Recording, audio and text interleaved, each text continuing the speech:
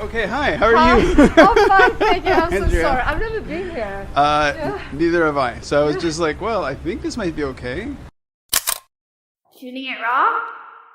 Yes, shooting it raw. Already, fourth photo. Okay, so here's what's really interesting. So I started chasing after you. Yeah. And I said, oh, send me images. And you're like, okay. Yeah. And so you sent me images. And then one of them came to me and I was like, okay, so this is the image. Okay, so this one's in color. But it's almost like, what's that called? Like color vision from like the 1960s, 70s movies, you know, in the cinemas where the color is all really rich and saturated. And it's essentially, you got a tree on the left that is essentially dead. So it's got no leaves. It's just the trunk and it's very gray. The sky has these very rich, fluffy clouds. It's dark blue with bright white clouds. There's grasses and what looks like dandelions. It's very romantic. And in it, there's a woman with a very pale dress. I don't know what's on her head. Is it another veil of sorts? It's a hat. It's a hat. Yes, Okay. yeah. And then she's holding up, I'm assuming, flowers. Now, you're going to send me the right image Yes. for me to put on the website. Yeah.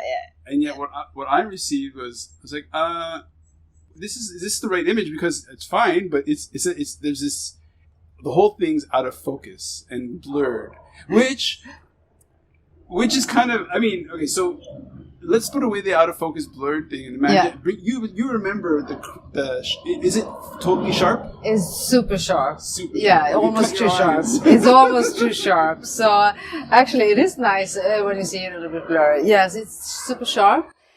It's shot in a beautiful day down the river Thames in outside Guildford, actually.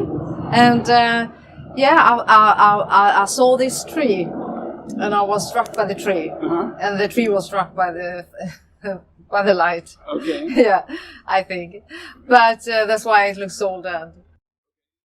So you're what by the tree? You're No, I just did a word. Yeah. So what is the word that you use? I'm not sure I caught it. No, I said that I was struck by the Struck by the tree, tree, okay. and the tree was struck by the light. Oh, the light. Okay, got it. Okay. Is she placed? I placed her there. Okay. Yeah. This is a fashion shoot. Okay. And I saw the tree, and I said, I'm going to have to take a picture. Of course. Yeah, so I put her there. So it's not a picture that was for the actual brand we're shooting. It was just behind the scene picture. Okay. Yeah. So why is this representative of your work? I like it. I do like when I take pictures to put a lot of symbolic things in there. Okay. Yeah, and double symbolic. And here, for example, you have this beautiful tree. It's obviously dead. Mm-hmm. And I want to look at the positive side of it. It could go both ways here, actually. Yeah. I can see. Sure. That you have all the nourishment that comes from the ground. But here, it's the beauty and the nourishment goes through the girls instead. Okay. Yeah. Okay, so one of the reactions I've had is that, this could be a still from a movie. This is so cinematic. This is so dramatic. Thinking about all of the other people who have been on the podcast in terms of the other types of photographers, everybody's different. But you're different in a very kind of different way. And does cinema have an influence on how you think and see the world? I watch a lot of cinemas. Yeah. A lot of movies. I think it affects me that way that I can get very inspired by them and the cinematic and colors and moods. I learn. Okay. Yeah. But or is it just maybe it's just baked into the format, right? The camera format, right? Yeah. The medium format camera maybe just has that feeling. Somebody who'd look at these images, they're very classical in a sense. So in terms of your aesthetic, right? Yeah. So what have you learned in terms of art theory, art history? I did study. I've learned basic knowledge, Mm-hmm. how you can work with symbolic and structure in photographs to be able to communicate what you want. So I also have I've studied communication, which is also good if you do work as a photographer. Yeah. And I still have to say that it is, well, I've been working for many years, and I've been taking pictures for many years, and it keeps you need to practice. I should take pictures every day. Sure. Because it's still something that, even if I've been doing this for many years, it's something that you need to do practice. Well, for sure, and to keep up. Okay, so as a practice, the previous guest was somebody who has a lot of experience, not as a photographer necessarily, but a lot of experience, for example, teaching judo. A lot of experience. So we talked a little bit about mastery.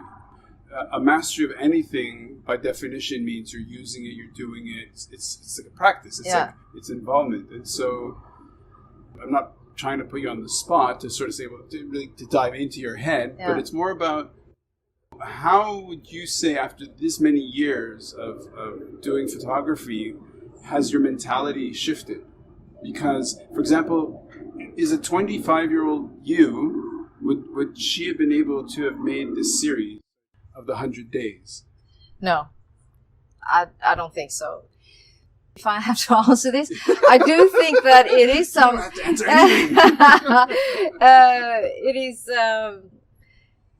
I do search. I'm searching. Okay. Yeah. So it could be some searching for my identity. Okay. And I do think that through the pictures I take pictures of, I try to imagine to see through their eyes. Okay, yeah. It could be a dog. It could be a person. It could be anything. Okay, so the question that to me begs to be asked is: so have you been to Korea?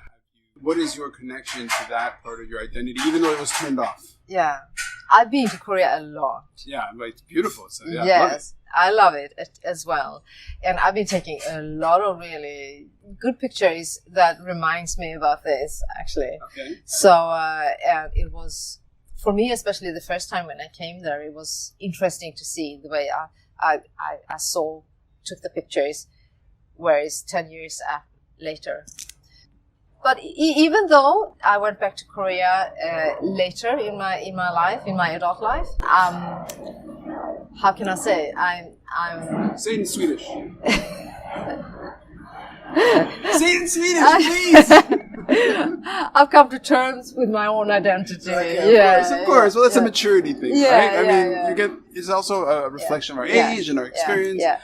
But because before I only felt Swedish, and then I went back to Korea and I felt only Korean, and then after some years after that I realized, well, I don't have to be anything. I mean, I could be just me. Sure. Yeah.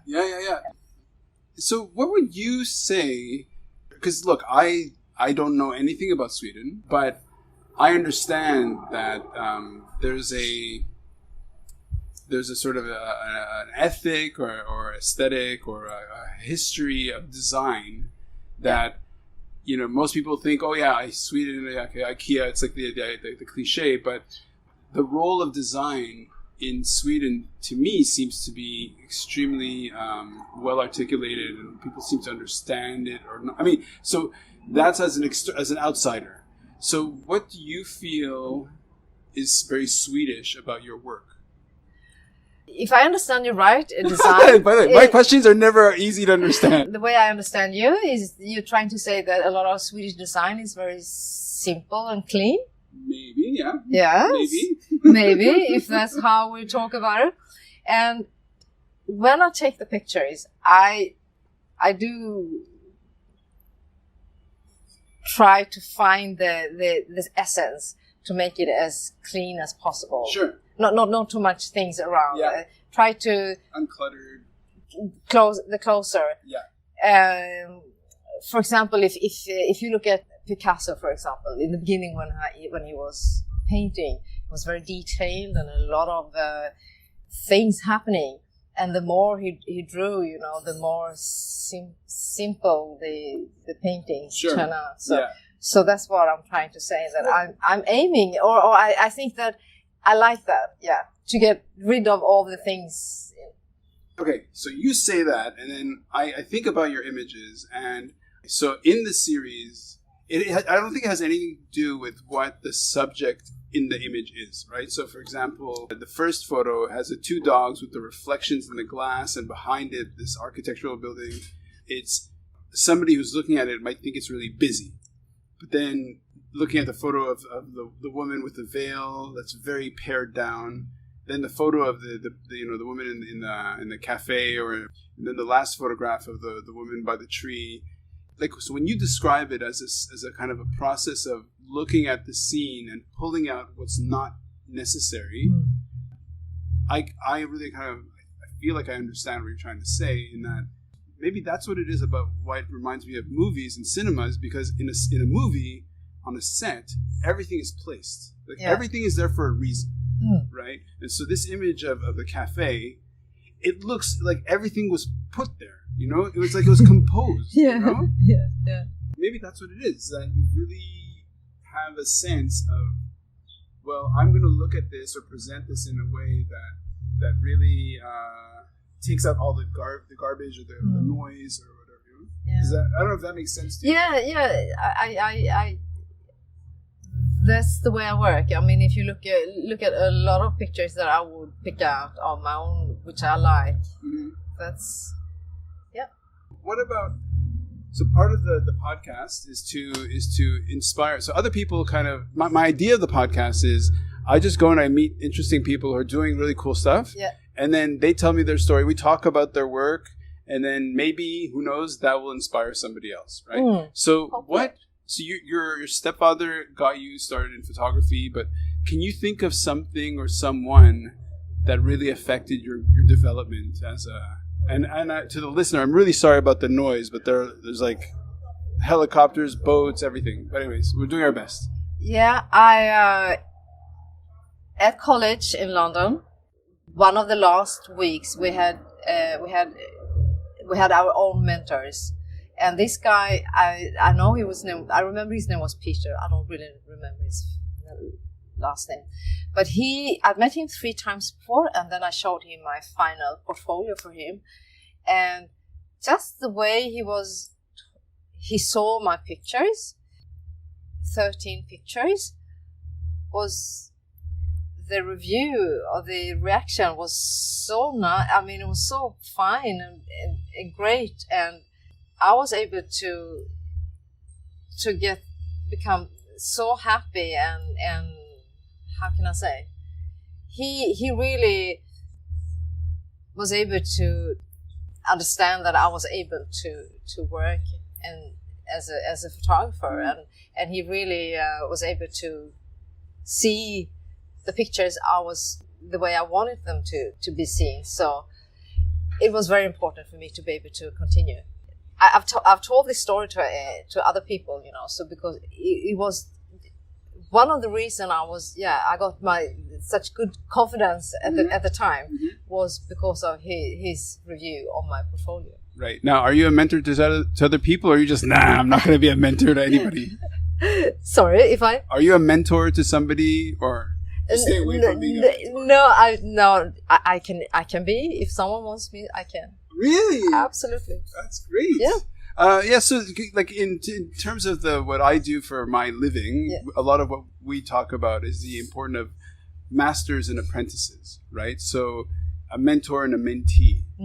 So I can totally see how as you're telling me this thing, I was just like, the word, I was like, confidence.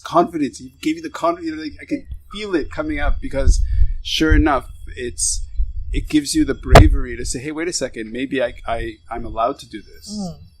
Yeah. I mean, I'm not saying that people around me didn't say or like my photographs or could see my skills, but it was something about him that really, really gave me the true confidence to believe that I was doing the right thing. Andrea, I love it. I really love your work. It's my first time really looking at your work, and I definitely appreciate it. So good to meet you. Thank you. Thank You too.